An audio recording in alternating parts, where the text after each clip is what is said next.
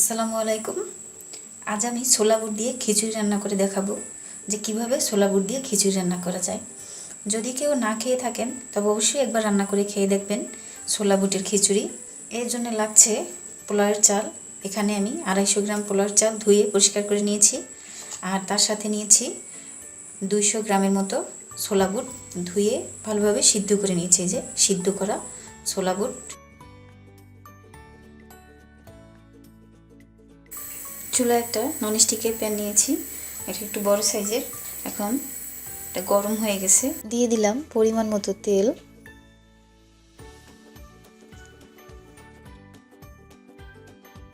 দুটো তেজপাতা,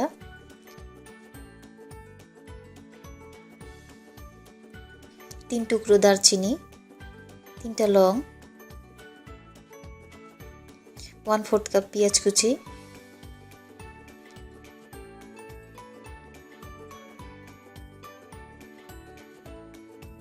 তিনটা এলাচ,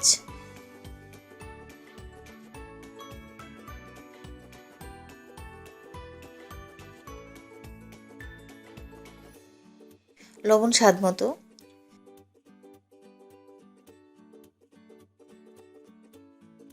দিয়ে এবার খুব ভালোভাবে আমি মশলা পেঁয়াজের সাথে ভেজে নিচ্ছি।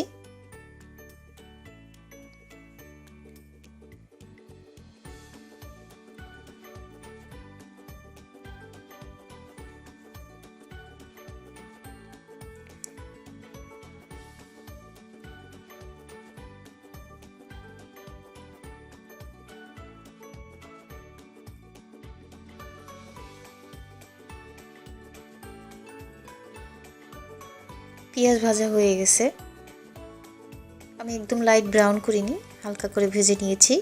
এবার এর সাথে দিয়ে দিচ্ছি আগে থেকে ধুয়ে রাখা পোলাওয়ের চাল,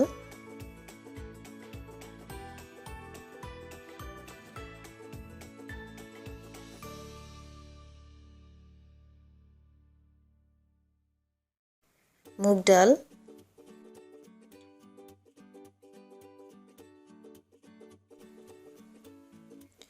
মসুর ডাল,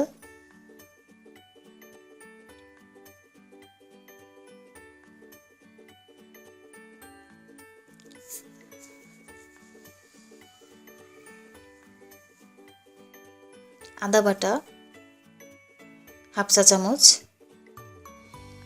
জিরা বাটা হাফ চা চামচ,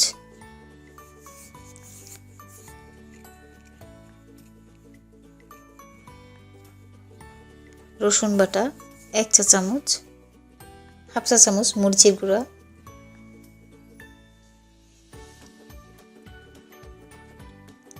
হাফ চা চামচ হলুদের গুঁড়া।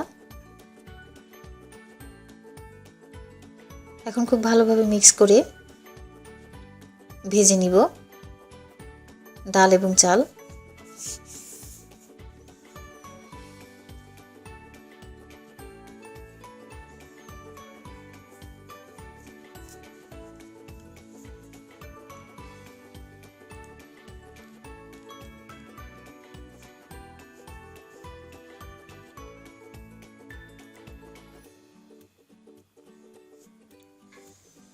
তো দেখতেই পাচ্ছেন আমি খুব ভালোভাবে ভেজে নিচ্ছি। এখন দিয়ে দিচ্ছি আগে থেকে সিদ্ধ করে নেওয়া ছোলা বুট।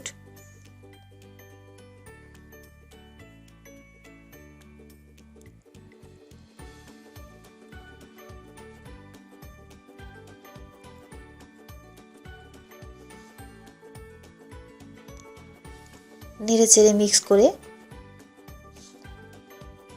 আরও একটু কষিয়ে নিচ্ছি। ভালোভাবে কষিয়ে নেওয়া হয়ে গেছে।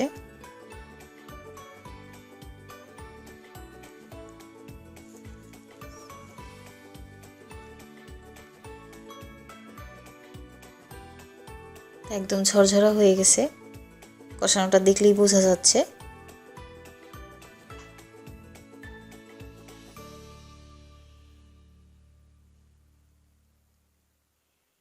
এবার দিয়ে দিচ্ছি ফুটন্ত গরম পানি। আমি যা চাল নিয়েছি তার ডাবল পানি দিলাম।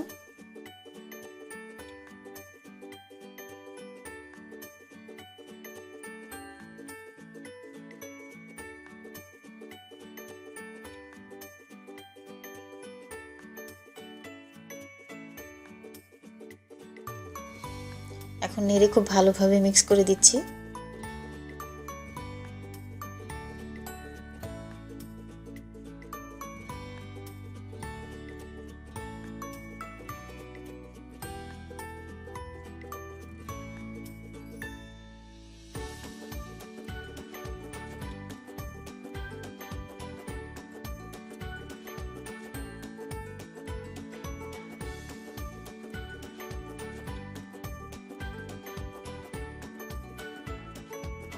ঢাকনা দিয়ে রান্না করব কিছুক্ষণ। তো ফিরে এলাম কিছুক্ষণ পরে। দেখতেই পাচ্ছেন পানি অনেক কমে গেছে। এখন দিয়ে দিচ্ছি স্বাদমতো কাঁচামরিচ,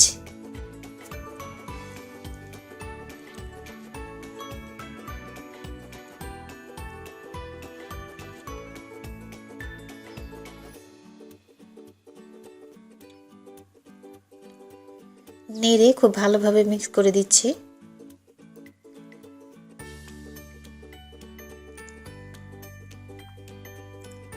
তো মিক্স করা হয়ে গেছে, এখন দমে দিয়ে দিব।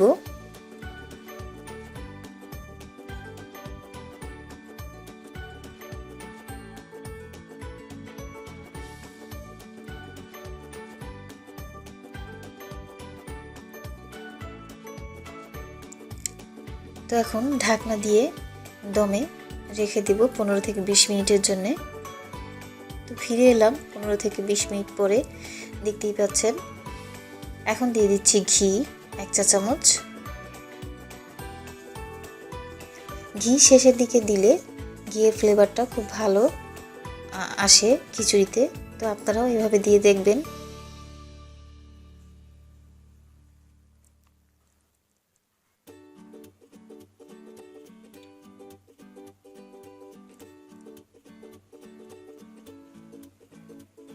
এখানে আমি 1 চা চামচ পরিমাণ ঘি দিয়েছি।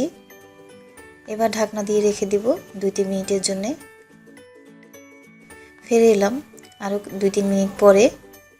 তো দেখুন খিচুড়ি কিন্তু একদম ঝরঝরা হয়েছে।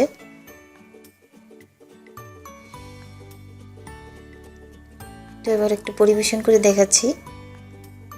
তো এরকম একটা সুন্দর মেলামাইনের বাটি আমি নিয়েছি। তো বাটিতে নিয়ে প্লেটের উপরে রেখে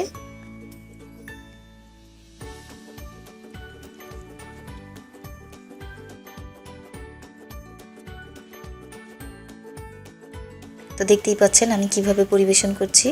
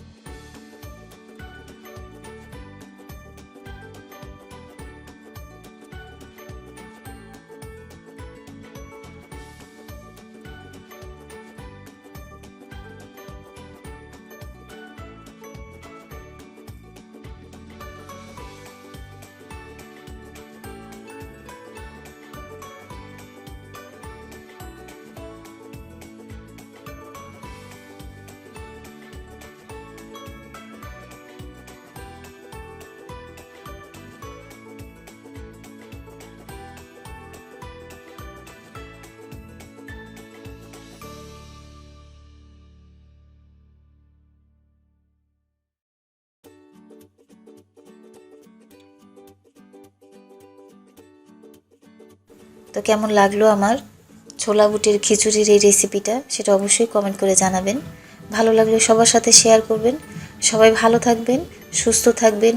ফিরে আসছি এরকম মজার ও সহজ কোনো রেসিপি নিয়ে। আল্লাহ হাফেজ।